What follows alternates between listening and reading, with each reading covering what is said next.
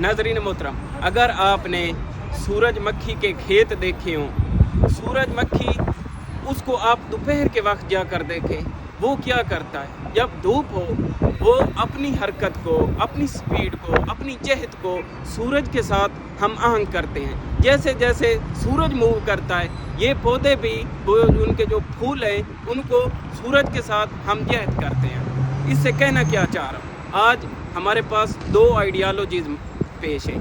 एक आइडियालॉजी वो है जो दीन को, खुदाई अहकामात को, मज़हब को खुद के ताबे समझते हैं, यानी जैसे हम करें, जो काम हम करें, जैसे हम चाहें, जैसे हमारी ख्वाहिश हो, दीन भी उसी के मुताबिक हो जाए, मज़हब भी हमारी खिदमत में है, जो हम करेंगे वही मज़हब बन जाएगा। एक आइडियालॉजी ये है। दूसरी आइडियालॉजी खुदाई आइडियालॉजी है। उसमें क्या है, उसमें दीन ने हमारे ताबे नहीं होना, मज़हब ने हमारे ताबे नहीं होना, बल्कि हमने दीन के ताबे होना है, हमने मज़हब के ताबे होना है, हमने खुदाई अहकामात के ताबे होना है।